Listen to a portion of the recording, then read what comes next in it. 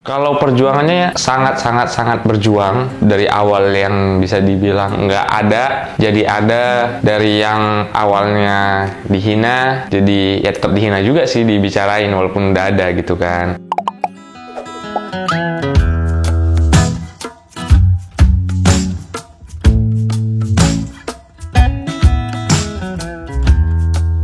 Nama aku Muhammad Noval Husain. Dipanggil boleh Noval, Opal. Kemudian kalau umur sekarang jalan 23. Kemudian asalnya dari asli Medan, tapi nggak di Medannya banget. Kalau kesibukan sehari-hari sekarang sebenarnya masih kuliah. Semesternya udah semester 10, udah semester tua. Jadi lagi proses skripsian. Jadi lagi menyelesaikan itu. Kemudian ya sambil ngejalani eksplor ini. Iya, jadi dua bersaudara. Aku tuh anak yang paling besar. Kemudian ada adik aku cewek. Jadi itulah kami berdua bersaudara. Ya dari keluarga yang bukan orang kaya juga bukan orang miskin. Jadi ya cukup sederhana gitu. Kalau aku pribadi memang lebih dekat kepada ibu, mama gitu kan, daripada ke ayah gitu. Tapi memang saling support gitu. Dari kecil udah diajarin gimana kerasnya hidup, gimana menjalani hidup yang ya banyak lika-likunya lah.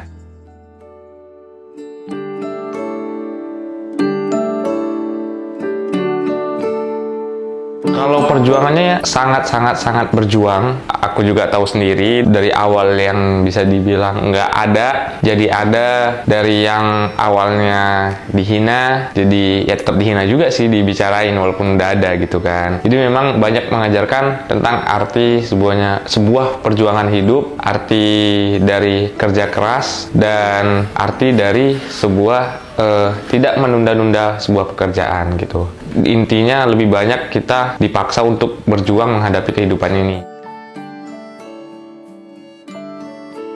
Jadi memang ya orang biasa pekerja. Kalau ayah karyawan swasta, ibu itu ibu rumah tangga. Cerita yang paling berkesan banyak sih, tapi nggak bisa mendeskripsikannya salah satu ya, karena saking banyaknya itu jadi bingung kan mana yang ini gitu. Karena memang bener-bener kita tuh berjuang dari nol, memang nggak ada juga keluarga sama sekali di daerah tersebut. Ya memang kami berempat lah gitu yang jadi keluarga itu, keluarga intinya. Jadi banyak gitu ceritanya, jadi nggak bisa dideskripsikan satu-satu gitu. Kata-kata yang sangat berkesan dari keluarga itu, yang pertama, janganlah menunda-nunda sebuah pekerjaan, jangan suka malas-malas, kemudian semangat, kerja keras, dan juga harus jujur gitu. 5 poin itu sih.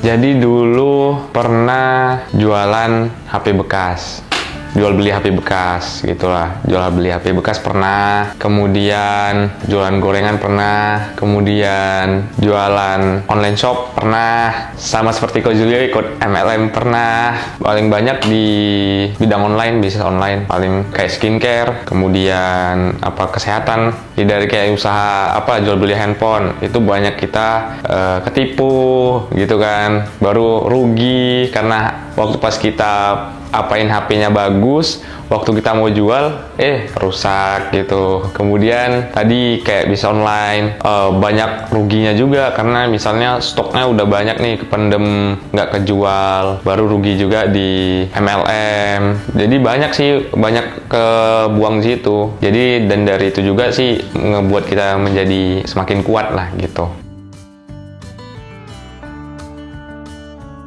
Mengenal bisa ekspor itu di tahun 2020 awal COVID, saat Ko Julio buat konten di TikTok. Setelah itu baru Ko Julio buka kelasnya, ikut deh kelasnya. Jadi kalau aku dapat di batch 8, Bang Rianto dapat di batch 6. Kalau aku pribadi memang nggak pernah ngasih tahu ke orang tua. Jadi jalani aja gitu, jalani aja dulu, nanti ketika memang udah biar orang tahu sendiri. Jadi rata-rata orang tua itu taunya dari orang lain gitu. Dari dulu aku jual apa tuh taunya dari orang lain, nggak tahu dari aku sendiri gitu.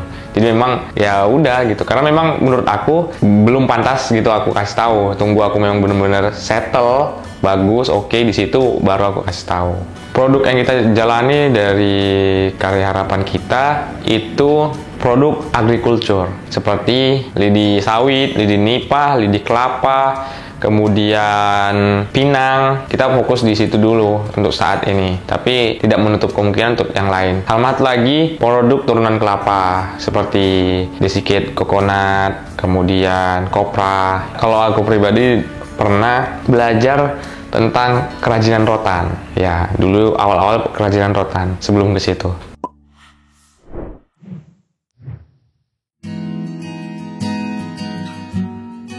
Jadi ini kata-kata untuk yang aku ingat dari Ko Julio. Kalau kita mau pergi cepat, kita pergilah sendirian. Tapi kalau kita mau pergi jauh, kita pergi bareng-bareng. Itulah yang membuat aku untuk menghubungkan dengan apa yang lain, member-member bisa ekspor yang lain. Nah, akhirnya kita buat tim di Karya Harapan kita. Nah, jadi kita buat tim ada 4 orang saat ini. Kalau namanya Bang Rianto Aritonang itu sebagai CEO lah kita bilang. Kemudian aku pribadi Muhammad Nurul Husain itu sebagai COO. Kemudian ada namanya Kak Cia, Kak Cut itu sebagai finansial dan juga suaminya lah gitu. Itulah kami berempat merangkap jadi itu. Suaminya satu lagi namanya Bang Berry. Jadi memang kita di awal tuh di tahun 2020 sekitaran bulan November itulah kita buat tim. Kalau menyatukan itu memang sebenarnya sulit, tapi kita ngebuat sebuah komitmen di awal. Komitmen di awal jadi kalau misalnya kita ada kendala, ada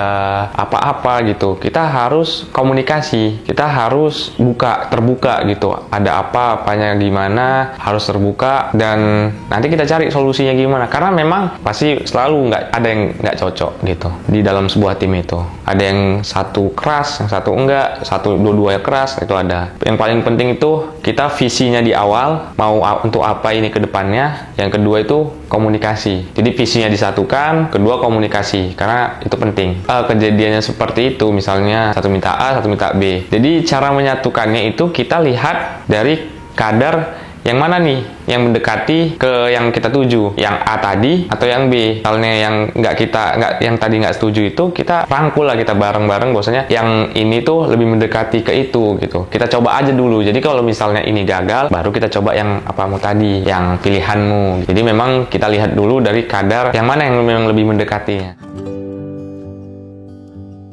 Kalau awal kenal-kenal, jadi waktu itu karena kita berbeda-beda juga batch-nya. Jadi Bang Rianto itu batch 6, aku batch 8, kemudian Kak Cia dan suaminya itu batch 8.1. Nah, itu kenalnya itu dari grup-grup, jadi saling berhubungan. Yang kenal, yang sebenarnya aku sih yang agregatornya, penghubungnya. Jadi aku udah kenal Bang Rianto, chat-chatan, sharing-sharing sama Bang Rianto, temuan akhirnya kita mau buat tim lah gitu, Bang Rianto bilang. Nah, akhirnya aku juga udah kenal sama Kak Cia-nya gitu dari grup-grup itu juga, grup bisa ekspor. Nah, akhirnya aku bilang bahwasannya ada satu lagi Bang, namanya Kak Cia. Dia putri asal daerah Aceh nih gitu. Mungkin kan karena Pinang juga tuh lebih banyak juga di Aceh. Mungkin bisa nih kita ini bareng dia, kita kerjasama, kita buat tim. Suatu ketika tuh kita lagi mau staffing lidi di daerah Dolok. Nah, itulah aku ajakin tuh Kak Cia, Kak ini ada staffing nih kita sama Bang Rianto di sana, mau ikut nggak?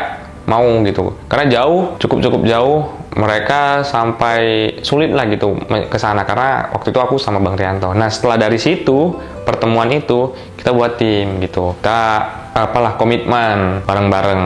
Jadi mau susah senang kita hadapin bareng-bareng. Jadi udah banyak juga ngerasakan susahnya. Yang kelihatan hanya enaknya doang, tapi banyak susahnya yang udah kita lewatin. Sampai detik ini pun masih banyak.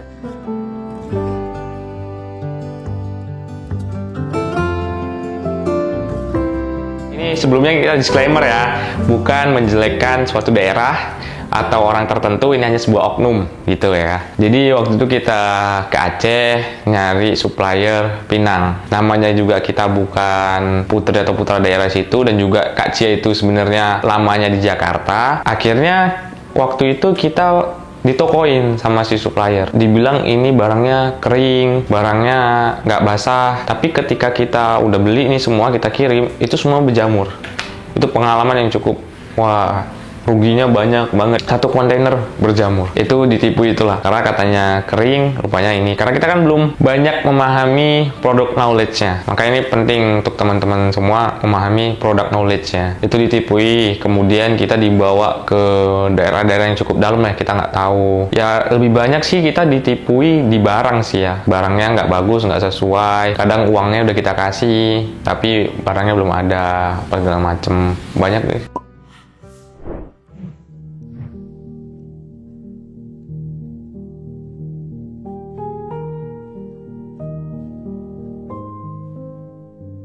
Sebenarnya lidi itu memang sangat dibutuhkan di India, Pakistan. Jadi memang dibutuhkan sama mereka itu untuk dibuat ya sapu lidi, untuk sapu di sana gitu. Kalau dari produk lidi beda hal kalau dia produknya ini untuk dupa, itu beda dari bambu. Dupa untuk ibadah mereka. Kemudian kalau pinang itu memang kebutuhan mereka gitu. Bahan makanan yang dibutuhkan untuk mereka gitu, untuk dimakan. Jadi di sana itu dibuat permen. Selain permen dicampur ke bahan makanan lain. Jadi memang pinang itu sangat dibutuhkan di negara sana. Jadi kalau kita di Indonesia itu kebutuhannya nasi, mereka kebutuhannya sana pinang.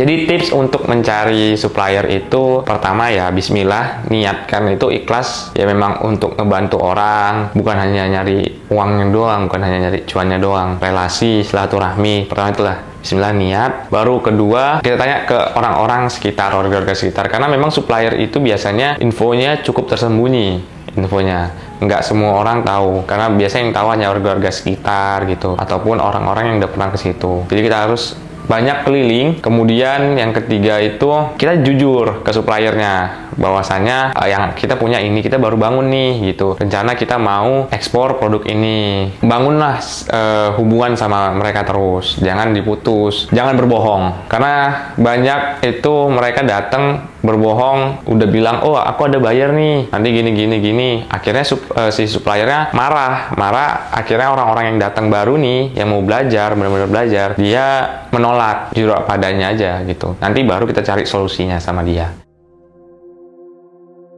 Kita udah ekspor lidi, kemudian pinang ya ke negara India, Pakistan, kemudian Vietnam, Thailand, Myanmar. Kalau kontainer kita udah cukup banyak ya, kemarin itu kalau dari awal sampai sekarang itu udah ratusan lebih. Kita udah ekspor kontainernya sekitaran ratusan lebih, di atas ratusan lebih lah. Kalau tonnya itu udah sekitar 3 juta ton lebih, di atas itu. Jadi memang udah banyak gitu. Kalau dicampurin ya, ini aku campurin antara lidi dengan pinang itu udah ratusan ton. Ratusan ini juga kontainer yang kita kirim. Profit sih kita kebanyakan memang lebih banyak profitnya dari produk itu biasa 5%. Setelah itu kita kembangin lagi dari hasil profit itu sama modal itu kita kembangin ke stok produk itu sendiri sama biaya-biaya operasional lainnya. Kalau dari kami sendiri di Karya Harapan kita, tips mencari bayarnya itu yang pertama kita memang lebih banyak dari media sosial. Memang kita ada pakai platform B2B ya, itu juga ini bagus, tapi memang kita lebih banyak yang worknya itu di media sosial, kayak contohnya di Facebook, baru Instagram, LinkedIn. Jadi banyak dari situ, grup-grup di Facebook itu kita dapat dari situ. LinkedIn juga, B2B juga ada, tapi memang lebih banyak dari situ sih, media sosial. Selain itu, jangan patah semangat dari ini ya, kirim email ke buyer, karena rezeki kita nggak ada yang tahu, bisa jadi tinggal satu ini kita putus asa, padahal di satu itu buyer itu membalas gitu. Ada yang sampai ribuan ngirim email ke buyer baru dibalas, ada yang memang baru misalnya 100-an ngirim email ke buyer udah dibalas. Jadi memang jangan patah semangat, karena rezeki kita itu berbeda-beda kadarnya. Jadi mau sekeras apapun kita mengirim email ya tadi niatnya ikhlas, karena memang pasti nanti dibales gitu emailnya. Karena ada rezeki kita di situ. Banyak banget sih buyer yang udah dihubungin, nggak terkira. Dari yang email, kemudian dari yang media sosial tadi kayak Facebook, Instagram, itu banyak. Mungkin udah ada ribuan juga.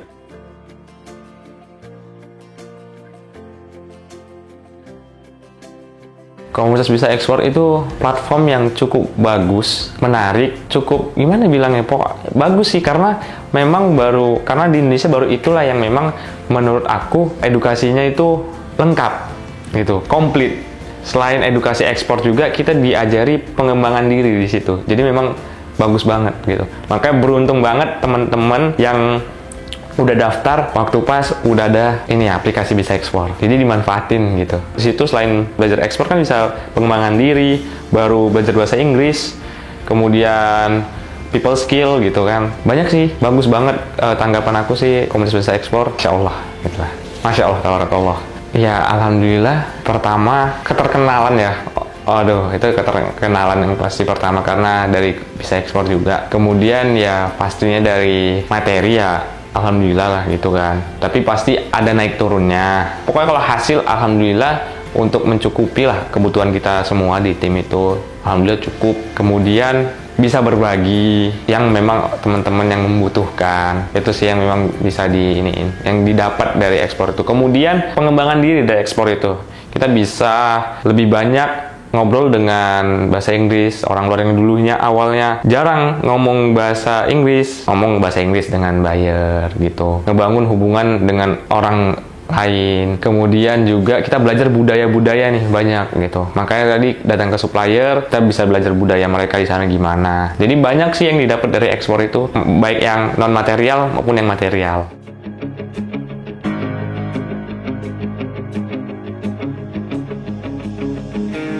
Bisa ekspor, dari namanya Bisa Ekspor. Jadi kita memang di situ diajari untuk gimana kita bisa ekspor. Yang pertama pasti kesannya bisa ekspor tuh, alhamdulillah dipertemukan dengan bisa ekspor. Kesannya untuk bisa ekspor tuh, masya Allah, tabarakallah. Karena memang cukup membantu semua orang, kalangan. Dari yang memang awalnya nol banget tentang dunia ekspor, bisa jadi paham banget tentang dunia ekspor. Yang dulu awalnya mungkin ada orang yang mencaci dia, menjelek-jelekan dia, membuli dia, tapi ketika dia belajar ekspor dan berhasil, taraf hidupnya naik gitu. Nah, yang memang sebenarnya nggak bisa dideskripsikan dengan kata-kata. Jadi ibaratnya kita cinta ke seseorang nih. Kenapa kamu cinta ke aku? Ya nggak bisa dideskripsikan. Karena saking memang cintanya itu, karena bagusnya itu gitu. Baiknya itu bisa ekspor itu. Baiknya bisa ekspor dan Kojulio untuk ngebangun ekosistem ekspor di Indonesia yang dengan cukup sangat baik. Kalau harapan kedepannya kami itu bisa untuk lebih banyak lagi ngebantu petani-petani. Jadi nggak cuma di produk agrikultur yang tadi notabene-nya lidi sama pinang, kita kembangkan yang lain ke produk turunan yang lain, membantu itu. Kemudian juga membantu juga komunitas Bisa Ekspor untuk mengedukasi tentang ekspor ini sendiri ke seluruh Indonesia. Dari perusahaan kami sendiri, kita memang selalu berbarengan dengan Bisa Ekspor. Kita selalu di belakangnya Bisa Ekspor. Kita Bisa Ekspor butuh apa dari kami, insya Allah kita bantu. Bisa Ekspor butuh edukasi untuk ke member-member, insya Allah kita bantu. Jadi memang nggak jauh-jauh sih dari Bisa Ekspor itu sendiri, ngikut aja dari belakang, nge-follow. Jadi memang harapannya bisa ngebantu lebih banyak lagi, bisa ngebantu Bisa Ekspor juga ngebuat ekosistemnya ekspor itu sendiri, memajukan ekspor Indonesia.